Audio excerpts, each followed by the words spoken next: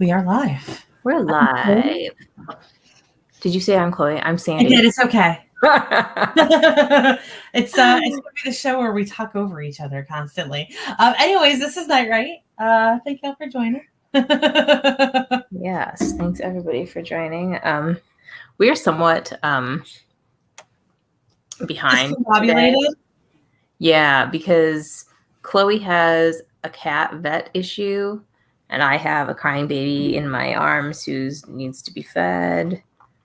Even though she's hungry right now. Oh, you need your medicine. Honestly, I'm just really proud of myself for getting that book cover together today. That was literally all that I have accomplished today, and that's... The book cover looks great, though. So, thanks. Yeah. Hi, Laura. Thanks for joining us. I know, bud. We all got to get some work done today, don't we? Sorry, yeah. Guys. I am working on my Bella project still. What are you working on, Chloe? So I am going to get that thing formatted and poke around and see if there are any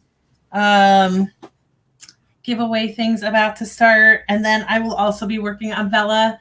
I have decided to completely delete that scene and rewrite it. So, and I haven't touched it since, was that Sunday?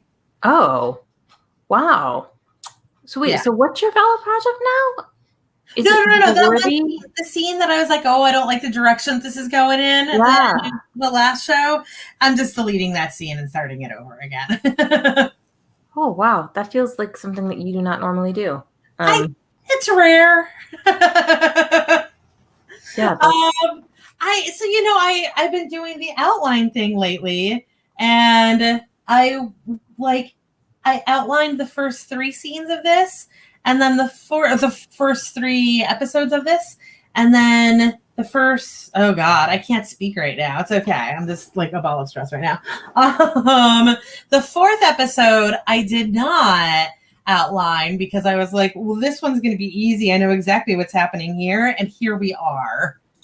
Oh, interesting. This is what is happening because I'm not outlining and my brain is just mush these days. I have not. I think I had an outline for this project that I'm working on, but like where it is, yeah, I don't know. And there was like a murder mystery involved, so I should really find that. Do you at least remember who was murdered? Vaguely. Nice. I'm not even joking. Yeah, but see, this is what's good about writing a serial novel. Like you can sort of build these things in gradually. Mm-hmm. Are you laughing or crying? Or just grunting. Or just grunting. We have the cutest laugh right now. Yeah. Is that funny? Is this funny? So I'm going to be trying to get my little awake baby here to sleep during this one. That is a good function for the first sprint right there. Yeah. Hopefully the vet is going to call me back during this sprint. Also, like, it's probably, I don't know if this is normal to be handling things like this at 8 o'clock at night because usually vets are closed at this hour, but it's an emergency, like 24-hour vet. But I don't know if there's still like staff as much as that at night. But like, this was when my food was canceled, so you must fix it. Yeah. And also, like, again, my cat is still kind of sick, so I'm still stressed. Like, I just want to talk to you guys to make sure that everything is okay. Anyways, let's go ahead and do our first sprint. Okay. Yeah. 10 minutes on the clock. See you guys at 16 past.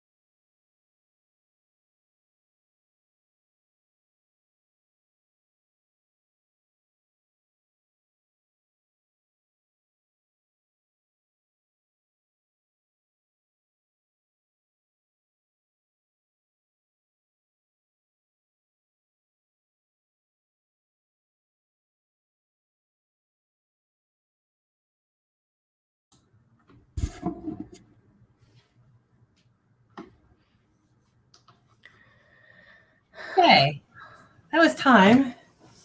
Sorry, the cat has joined me, and of course I'm super stressed about the cat right now. He's not feeling good, so it's okay. It's okay. The kitty. He has a good cat mama. Has a stressed cat mama right now. Stressed cat mama, but a good cat mama. You stressed me out, yeah. Tommy. The baby fell asleep like, so I'm in like hush mode. The baby fell asleep like a minute ago. Good. So I'm feeling a little bit like a boss right now, actually, which means he's probably going to wake up. But also, I've got a bottle of red wine here that I might open up because it's been that kind of week, and it's Tuesday. Yeah, same. Yeah. I forgot that, excuse me, ignore me. I swear this is just because I had like 3 hours of sleep last night because I was stressed about the cat. I forgot that I had not actually gone over the proofread that you had done for me. So I'm doing that right now. Oh yeah, you should do that. Yeah. I opened. The funny thing is that I wouldn't have even noticed if I hadn't opened the wrong file. I open it and I'm like, why does it say that there's notes from Sandy in here? Oh no. Oh, that's funny. Yes. Yeah. Oh, Yeah, it's weird. Wow. Well, those dark shadows are signs of weariness. Weary in a good way. Okay, so I started watching the Hemingway documentary, the Ken Burns one. Okay. Has anybody seen this? No idea what you're talking about. Also, hello to Shadow and Charlie and Kat. Y'all are all here, and yes. And we're like doing drunken rambling tonight. So we're not really saying anything, but we're also not talking to anybody either. Except that neither of us have started drinking anything yet. And Chloe just doesn't drink, and I'm probably going to have one glass of red wine. So like our drunken rambling is just like talent. Yeah, really. Yeah. Lack of sleep. Yeah. But okay, so anyways, this Hemingway documentary. We need to talk about the Hemingway documentary because we need to talk about Hemingway. Like, do you perceive Hemingway as like the greatest American writer or like one of these amazing? No, but in all fairness, I kind of don't perceive any author as that. Yeah. The more time I spend in this industry, the more I see that it's all like dumb luck. Yeah. Like obviously there is skill involved, but there is a point where skill only gets you so far. And then you just happened, the right person saw it, or you had the right connection, or you just hit things where it was right. I think Hemingway was great for his time. I don't particularly care for Hemingway, but also I started with the worst books ever for Hemingway. And I feel like if I had started with something more normal, I would have been fine. I feel like if I had started with A Farewell to Arms, I would have been like, this is totally reasonable and I can enjoy this. I don't know. A Farewell to Arms is like the only thing that I have ever read, and I hated it. And oh yes, okay, this is how I feel right now. This. Yes, absolutely. This is totally how I feel. And the documentary is kind of confirming for I think the only thing that he has going for him is that he wasn't the kind of writer who like filled his words with like nonsense. That I appreciate. But like otherwise, so like Hemingway goes and like watches a bunch of bulls die and that's our hero, or like also apparently I mixed up Hemingway and Faulkner slightly. Only slightly. Because I was thinking that As I Lay Dying was Hemingway, and that's actually Faulkner. Oh. But The Sun Also Rises is Hemingway. Yes, have you read it? So I was thinking I had gone from As I Lay Dying to The Sun Also Rises and like wanted to kill myself for going that route on Hemingway. No, I just made a bad jump from one male chauvinistic crap to another male chauvinistic crap, but like the craziest of them. Yeah. And yet there's something like so kind of romantic about his life in the way that we like do fairy tales. Like Hemingway's a freaking writer fairy tale. You think of him and you think like, oh, here's this person who wrote these great books. But like some of you saying, I've read one of his books. I hated it. Yes. Or like, you know, he had this like amazing thing. Like he lived in Paris with like Gertrude Stein and James Joyce and all these like other famous writers. Yes. But would any of those people have made it today? No, they'd all be indie published. And you know, it's funny when I stop to like think about those weird enclaves that occurred in the past, like oh god, I am blanking on like the Tolkien group name except Mary Shelley. But Mary Shelley was also in one of those ridiculous groups where that like they just fed off each other, and they the only reason I feel like they had names was because they all converged into this weird thing, and it was like the perfect amount of pretension for the time periods that they were in. Yeah, that probably makes sense. I mean, but it is. It's neat. And yes, everything that Charlie is saying in comments is correct. Yeah. So my husband and I are watching the documentary though, and I'm thinking things like, why did Hemingway deserve a documentary? Like the national parks get a documentary, and like Hemingway gets a documentary. Like country music gets a documentary, and Hemingway gets a documentary. Like that's a whole thing, and like. And I'm enjoying it in the sense that I'm learning things I've never learned, and I really like Ken Burns. I think he does a good job with stuff.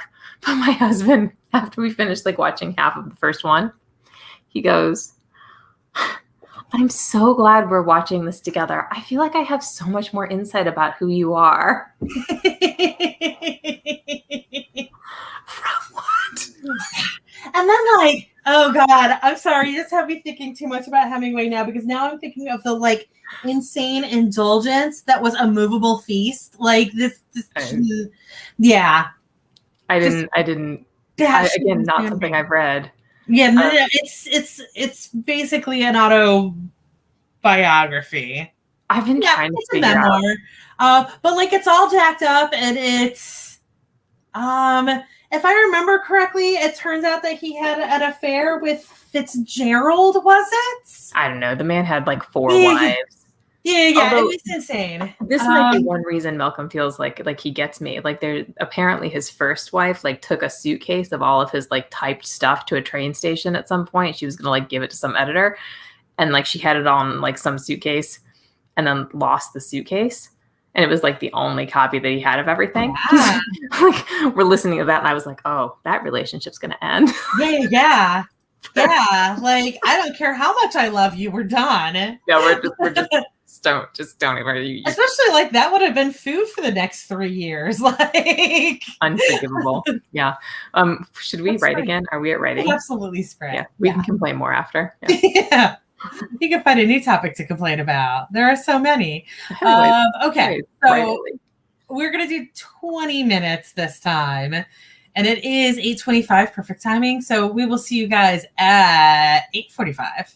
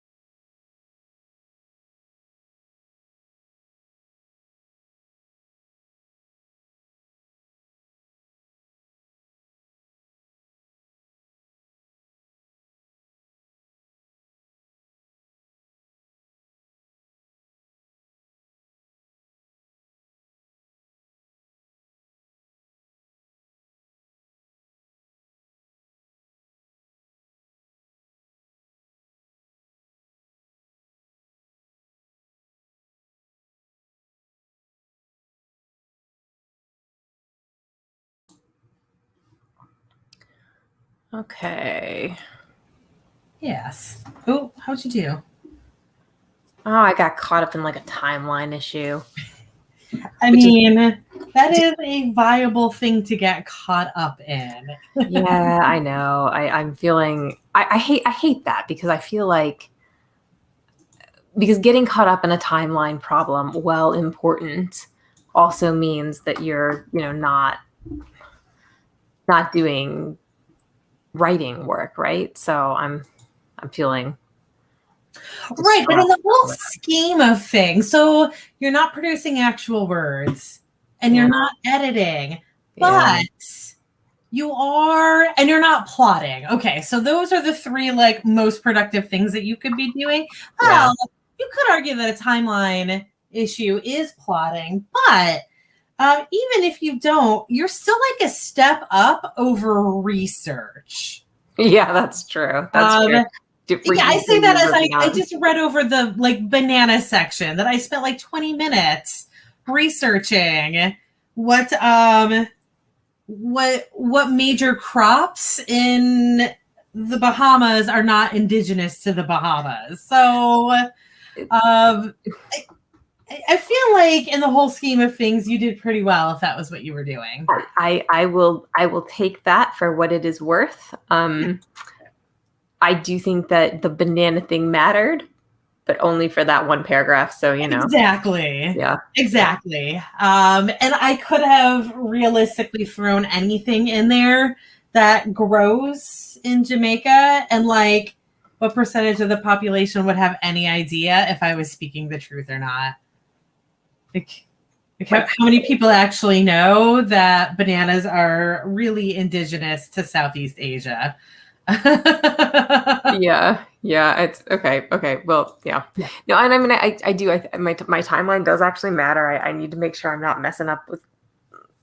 I mean, I Timelines need are it, super important. especially when you're involving any like murder mysteries. Like you kind of got to get that stuff right. So Yeah. And if I you're doing this story from multiple characters' perspectives, mhm. where they're going to be doing two things simultaneously, like Yeah. absolutely you need that. Yes, I do. So it's And you want to deal with it now as opposed to after you've already messed it up. yeah, Yeah. that's the truth, Yeah. right? My alien So, romance. I just like at one point I was writing the second book and I was like, oh, this thing that's happening here, I could actually use the main character from the third book for this plot line that's happening here. And you guys, it just went like it worked out really well in the second book, having Garrett be the injured alien that they were doing surgery on and then was like a regular character through it. And then when I started to write the third book, I looked at the whole plot that I had set up for the third book, and he's not even supposed to be on that space station for another like 3 months. see, this is why timeline counts. Yeah, Yeah. And it can, also it why can make a like difference. there is a point in life where you have to stop worrying about your word count during sprints and actually research your shit. Yeah. Especially when you're doing, I guess most of the time you're not writing something where you have 6 interlocking plots that are going across 6 books on the exact same timeline. But, and where all the characters are interacting with each other in all 6 books. But, I feel like everybody's got something in their story where like it would behoove you to stop occasionally and evaluate what you're doing. Yeah, I think that's fair, especially when you're writing big projects. Yeah. Can we take a second before this comment potentially gets buried to just appreciate this particular sentence? This trash fire glows so bright. I think I'm in love with it. Okay, I'm just saying, Charlie Dorset, if a Ken Burns documentary was ever made about you, that would be the kind of sentence where like some like very serious writer would be like, this trash fire glows so bright. I think I am in love with it. It's brilliant if you think about it. It's just Love totally it. brilliant. I love it. I actually really do love it. It's amazing. Oh, Spence is putting a pizza demon to bed. Spence, I put my I can't call him a demon. I put my. He's too small to be a demon yet. He's just way too small. Except for like poop demon, I guess. Yeah. He's a minion. I put my minion bed during the last sprint, and now he is, I think, sleeping okay.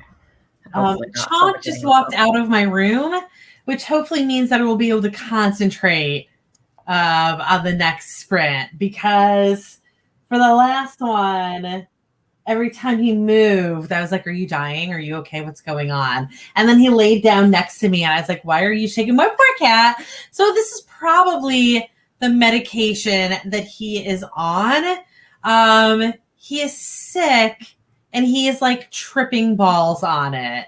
Like his pupils are blown, and when he's just sitting there being still, his head's going like this. Which like is probably just him tripping balls, but I am interpreting it as, oh my God, the life is fading from my body. In fairness, you had a very traumatic experience with a cat, like recently, where life did actually fade from her poor little body. Yes. Oh my God, I probably shouldn't say that. No, it's okay. Like in my arms. Yeah. And then there was the roach. I mean, I will say that, like, if I had not taken this cat to the vet, he would be dead right now. But also because of that, I'm like, oh my God, do you have to go to the vet? Do you need to go to the vet? Do you need to go to the vet? Do you need to go to the vet? I can't lose you. I've already paid too much money to keep you alive. Stop. I have sunk costs in you, cat. Yeah. At this point, it's like insult to injury. That's very funny. Yes. Yeah, I appreciate Also, that. we have to give him meds 3 times a day, which is almost impossible to schedule because Ken doesn't usually come home for work. So we have to like now schedule him a lunch break to get him home to deal with cat meds because he works like 9 to 10 hours a day, and they have to be taken every 8 hours, and it's pain medication and also medication for his urethra. And I'm like, I don't want to hurt the cat more. So like, I've got to get out of bed at 6 o'clock in the morning. And then Ken's got to come home at like 1:30 for the next dosage. And the cat is terrible at taking medicine. It took us like a half hour at lunch today to give him his medicine. Oh, it's a whole thing to give a pet medicine, isn't it? Like, yeah, I can totally get like all kinds of interesting stuff down the minion's throat, but like my dog, no. Like I have to crush pills up into peanut butter.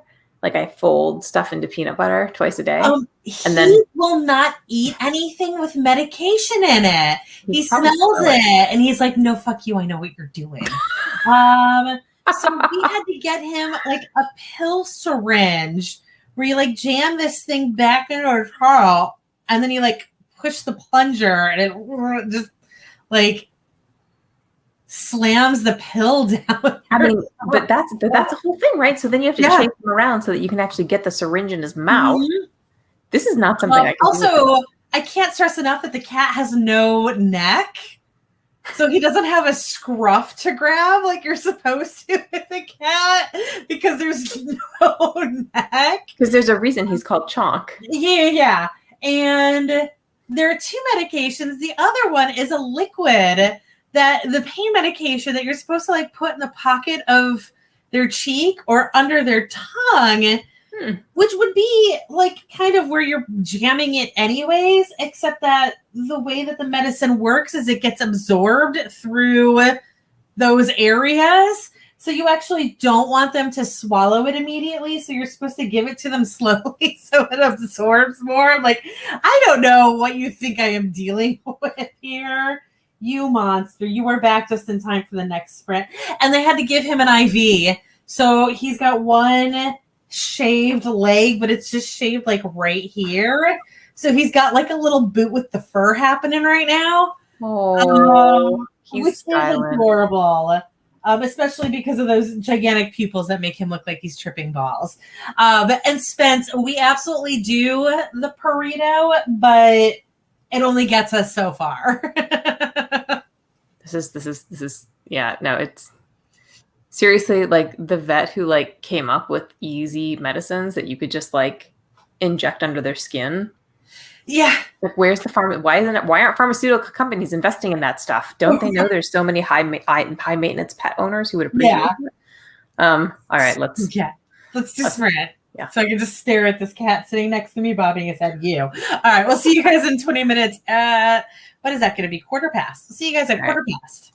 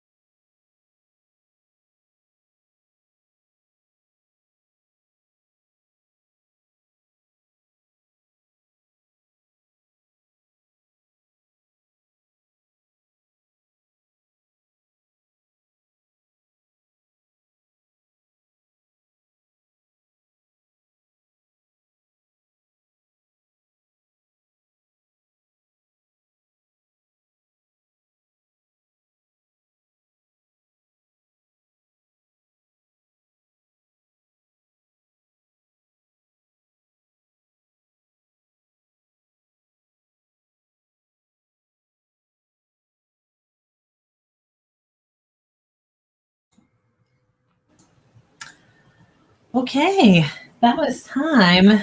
How'd you do, Sandy? I found a big plot hole. Yay! I put a timeline hole. I put a copy of my first 3 chapters in that folder, in our like shared folder for Word Stitch, and I've now had to replace the file like twice. You hadn't started that, had you? No, I haven't. Yeah, that's good because there were at least 2 big timeline problems. It's awesome. Yeah. I got what the hell's going on in my life? I finished the edit and I got it formatted and I have it in EPUB form now. And That's I've gotten amazing. like so lazy about this that I checked my table of contents to make sure that nothing was directed to the wrong place, and I'm like, I'm done. I don't even go through the code anymore to clean it up any. Like, wow, you're like you're at that point. That's yeah. yeah. I used to do all kinds of fancy stuff with the code when I was done, and now I'm like, it's fine, whatever. Also, I discovered that I have to change my author bio in all of my books, but I don't need to do it right now, so I'm not going to. Does it say that you live with your cats? Yeah. Oh, that's the saddest reason to change ever. Yeah. I saw that and I was like, oh God. I think there's a real question of whether or not you actually have to change that, though. Like, are you going to change the bio in the old books, or are you just going to change it for the new books? I mean, for the new books. So, like, I have been fighting for all of eternity to get my books to look how I want them to look.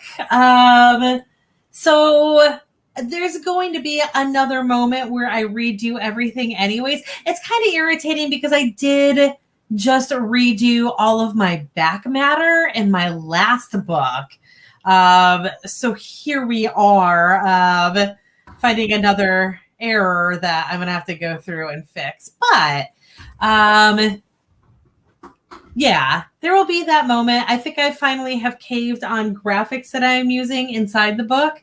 And I'm just using straight line graphics now so that you can't see any dead space when you have it in dark mode. Well, good. That at least probably makes you feel better about that. Yeah. No. Yeah.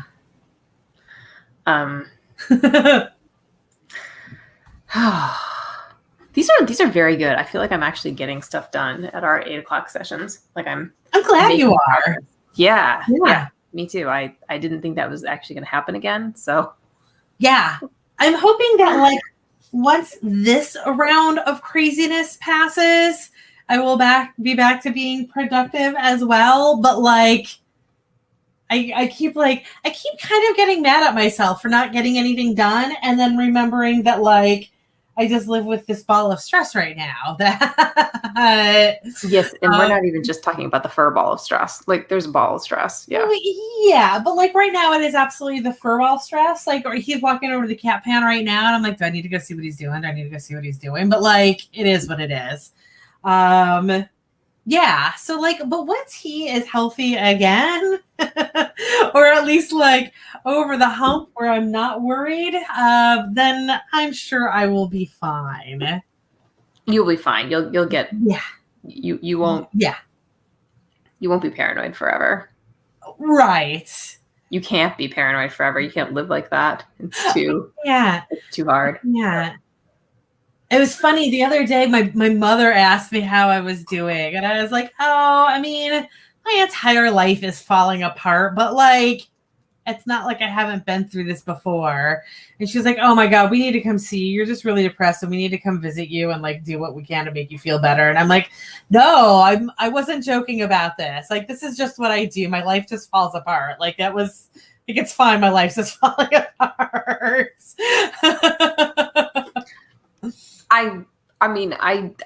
No, I reject this. Your life does not just fall apart. You're having a bad moment. It has been a minute this time. I thought maybe I was done with that, and it turned out I was not. But at the same time, this was my entire 20s and a small chunk of my 30s.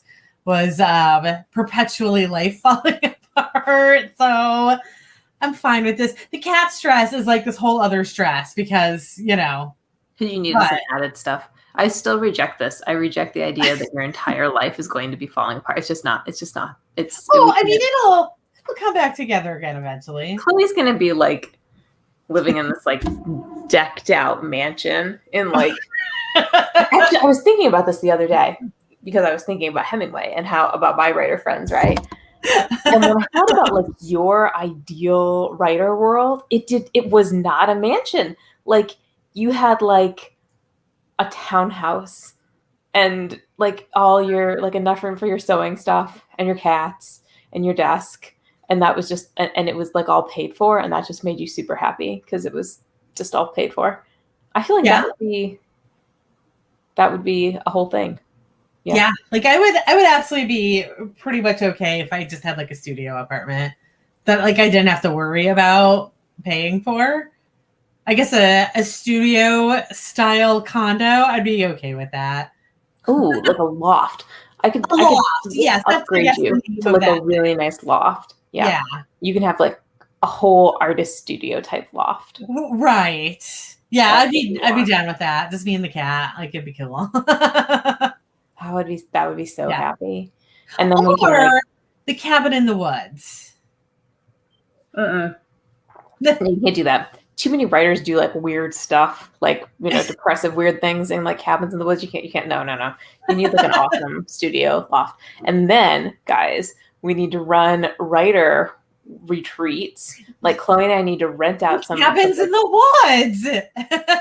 Okay, I was gonna go with we need to rent out awesome mansions and estates. Okay. I am planning this, except for the horror version, which Chloe is planning. I mean, I was thinking of it in a majestic way, not a the cabin in the woods way, but that's where everybody else went. Yeah, obviously at least one person went that way. Yeah. No, we're gonna. It's temporary. It's all temporary. Good things are coming. I don't remember what I was about to say.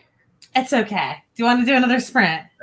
Yes. I think this might be the cat medication sprint for me. Oh, this might be the cat medication sprint for me. So you might have to like flip us back over. It depends where the cat is, if I can actually get him out to do the medication or not. So will do. This might go badly and I might not be back in 20 minutes. If that happens, I'm going to spend like the whole next like break brainstorming, you know, by myself kind of with like anybody who wants to chime in about the awesome places that writer retreats could be located. So everybody be thinking about that. All right, let's go. That's what my solo shows are. Okay. All right, we'll be back in 20 minutes. Okay. Well, somebody will be back in 20 minutes.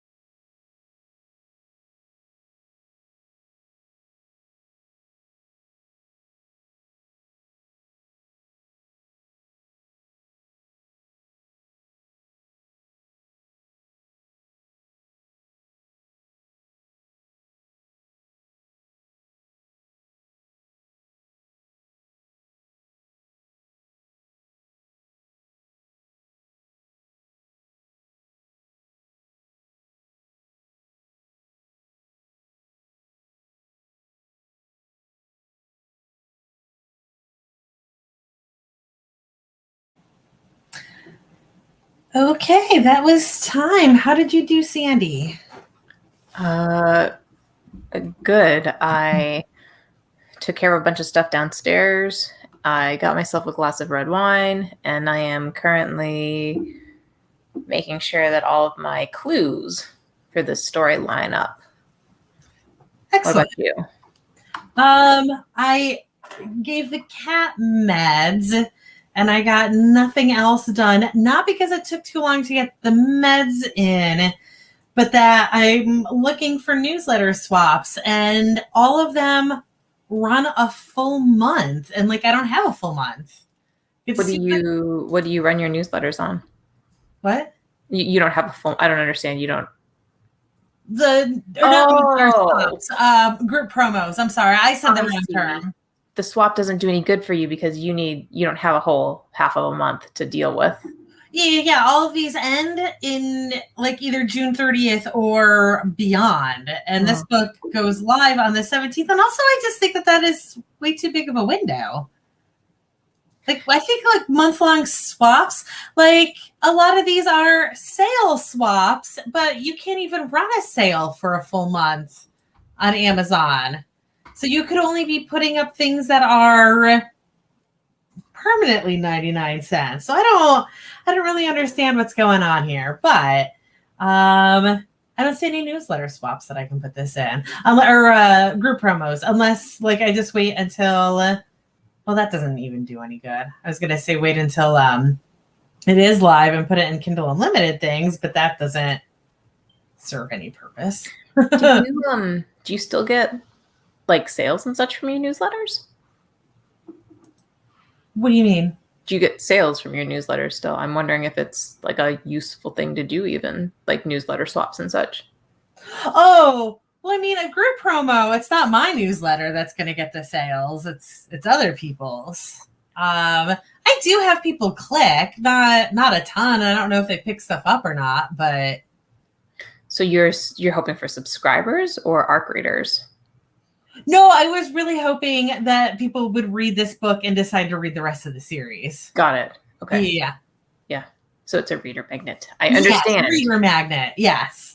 That is the phrase I should have used there. No, it's okay. I've been kind of out of the newsletter loop for a long time. I feel like, honestly, like nobody that I don't think anybody was reading my newsletters, or at least not for not for two of my pen names. The one that they were reading for, like those people were great, but I haven't, contacted them in like 2 years. So if I were one of them, I'd just delete my newsletter if I sent it out.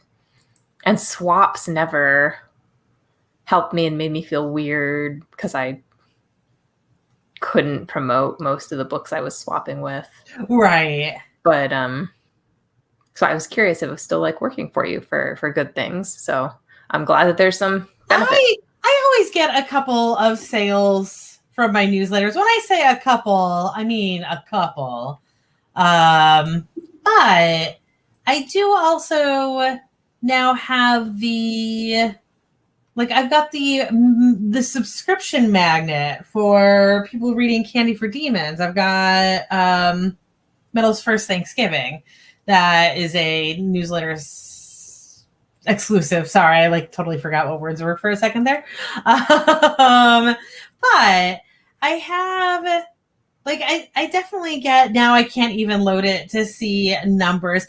I've had 13 downloads of that book in the last 13 days. 30 days, excuse me. 13 downloads in the last 30 days. That seems pretty decent, doesn't it? And those would be new subscribers and people who are subscribing because they actually liked this book and not because it was free. I mean, that's yes. Yeah. I think that's awesome. I have 12 new subscribers in the last 30 days. So yeah. I like that. I feel like those subscribers might actually count. Like they're not just people who clicked to get a free book they were never going to read. Yes. Yeah. Oh, actually, now that I'm looking, so I got 14 and 2 of them had probably unsubscribed immediately. So yeah. So it's good. Think about that. Yeah. I think I'm. Oh God, I don't think I'm ever gonna. I don't think I will ever go the newsletter way again, unless it's like. That's not right. Ever is a terrible word to use in book marketing, isn't it? It is not on my radar right now. Like, right, that is absolutely the way to say it, because certainly, like, it's. I don't know that I have ever seen a really successful author say, "Oh no, newsletters aren't worth it." no, Um, I think they do think they're worth it, but yeah. So I think there is a point where it becomes worth it, even if it is not now. yeah. Well, the point at which people are watching to see when your books come out, I think that then it matters. Yeah. And until then, it kind of doesn't matter that much. Oh my Yeah. gosh! So, writing related thing. I went to a bookstore today, a real one. I sat Okay. inside. I took my minion, and in like his stroller, and I was like so excited because I really wanted him to see books. I went to a Barnes and Noble because I'm still a little annoyed with the independent bookstores in the area that do not support independent authors in any way. Yeah. I went to like the big box Barnes and Noble, and like it's all pretty and everything, and I was all excited and oh my God, the covers right now are beautiful. It's like it was like a candy store but for writers, like as if like 2020 was so bad that like publishers were like, we can't, like nothing can be dreary. Everything's got to be bright colors. Like nobody wants to pick up the gray book. We got to fix this. And so it's like this gorgeous display of books, and I'm all excited. I'm ready to take selfies. He slept through the entire thing. Yeah, of course. I wanted to see that look of wonder. Why? I didn't achieve it, which just really is an excuse to go again. But like, well, right. Oh no, we'll have to go back. But do you remember I told you that I was like a little annoyed with like the Netflix YA? Like I thought like, oh, I don't really want to like the Netflix YA. Like I didn't want to watch Shadow and Bone, and like that contemporary movie Moxie kind of like annoyed me, and like yeah, and I was thinking like, do I really enjoy YA anymore? Yeah. So I strolled through the YA section. Nothing jumped out at me. Everything looked the same. I had zero desire to read any of it. So that is just not your thing right now. Apparently not. I started reading historical romance again. Apparently that is my thing again. Yeah, I picked up a middle grade book. I don't know if it's my thing or not, but I feel like I need to find a new thing. Yeah. So at least for the moment. Yeah. It was weird because there were like some teenagers in the section, and I was thinking, oh, they look really cute. So it's kind of horrible. But yeah, I'm just gonna appreciate the fact that there were actual teenagers. There were actual young adults in the young adult section. Well, they were probably college kids because it's Monday in May, and I certainly consider a college kid to be a young adult because I am 40 years old. Yeah, right, exactly. Yeah. Yes. If they were below 30, then they're totally in the young adult category. I'm fine. Yeah. It looked like they might have been college kids, or maybe they were playing hooky from school. But how does it feel when you stand up? You're still a kid.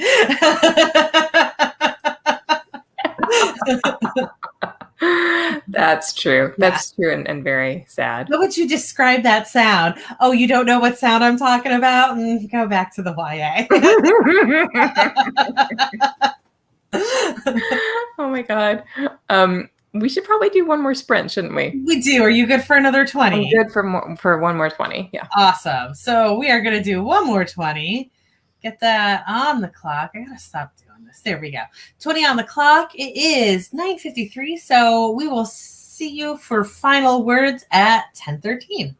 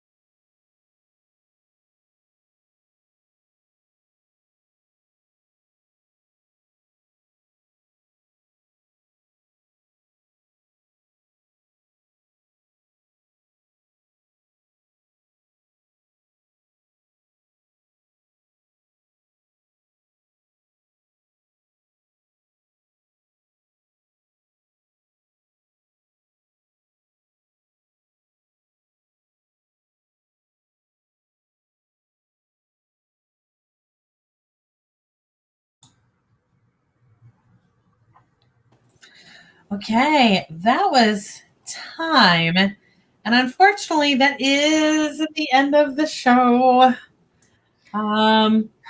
Did you get some work done? Yeah, I'm sorry. It is that time for us. Did you get some work done in that last sprint, Sandy?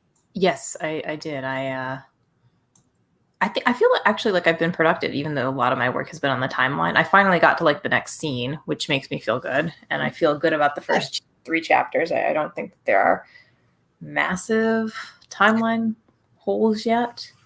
I have clues worked into them. Awesome. I don't know which ones there will be like way massively obvious, but we'll see. Yeah. What about you?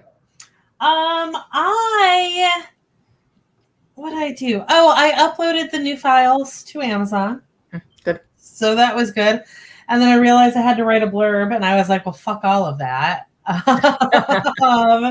So I finished off. So like that scene that I removed, because I removed it, I had to change the endpoint of the scene before it. So that I could be past that scene that I got rid of. So I fixed that. And I stared at my cat and I stressed a lot. Oh, Kitty's giving you lots of stress. That's not good. Yeah, like at this point I want him to go to sleep, but also I feel like if he falls asleep, I'm gonna be like, Tonk, are you alive? Are you alive, Tonk? So there's no winning right now. There's no winning until hopefully tomorrow morning. He is slightly brighter-eyed and bushier tailed. Well, he'll like hopefully some of the drugs will have worn off by then, right? So well, we just gave him more drugs. Oh, well then he might not be slightly more bright-eyed and bushy-tailed. Right.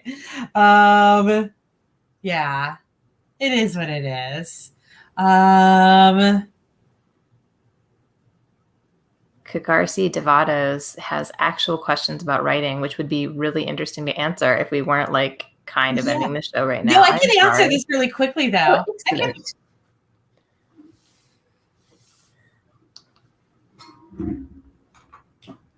Let's see. Anyone else have this problem having a comfort zone when it comes to writing? Like when it comes to crushing their characters, they can't do a certain scene that would be perfect because of comfort zone. No, I do know a lot of authors who have issues writing certain stuff. I'm not one of them, unfortunately. I can write pretty much everything. I might like cry while I'm writing it, but I'll do it.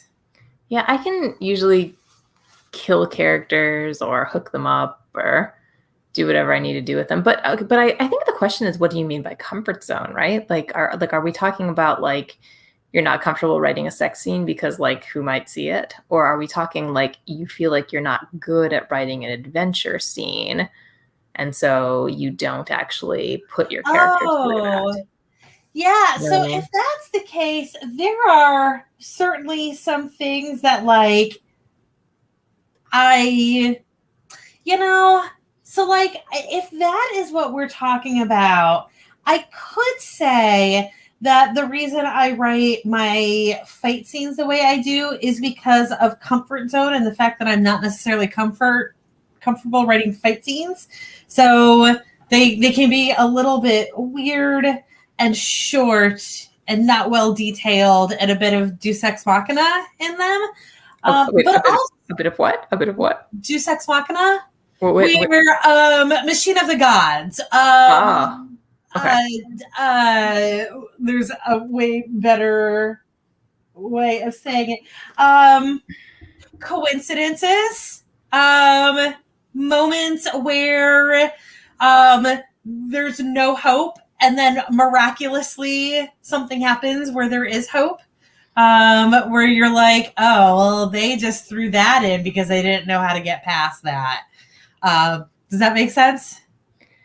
Yeah. Oh, this is interesting. Or Garci says they're talking about imagining or writing a scene like where a character loses, like where you put your character through hell.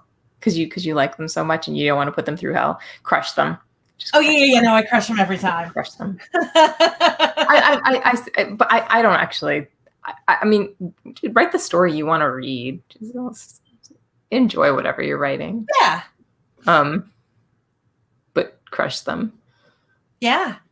I think I enjoy writing the scenes. I guess where I like crush my characters. Where I was going with my thing about Deus Ex Machina and just like kind of phoning things in is that I write romance. Like my readers are not here to read this. They're here for the romance arc, and they want like things to be wrapped up decently, but not necessarily with an epic battle.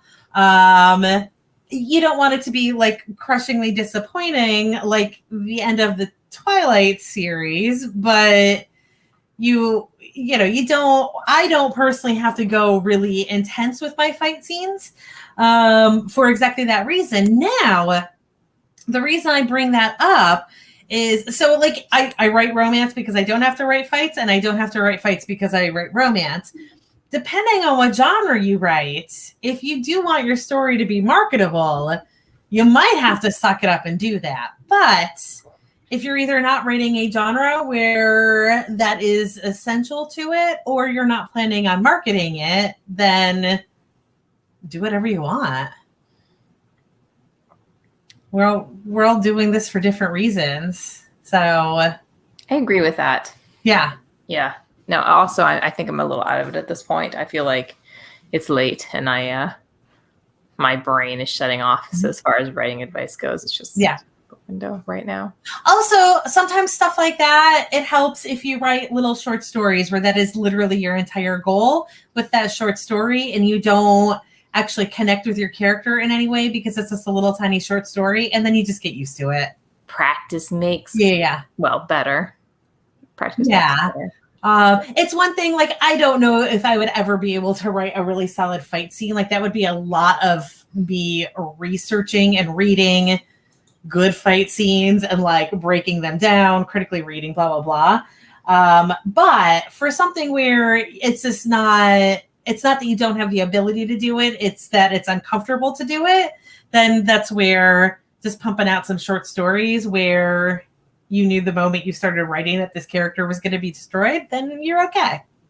Yeah, but I mean, like, what's perfect anyways? It probably makes a big difference what genre you're writing. Like, just like you were saying, your romance readers don't need you to write like the kind of, say, like, action scene that would exist in a historical fiction book about war. You know, like, you don't have to be, I don't know, Stephen Ambrose or whatever. You can just be Alice Balkin writing really good sex scenes. I have to duck out because I think my minion, I'm totally going to refer to him as this. I think minion's a very complimentary word. I feel it is much better than other things that you could call your small child.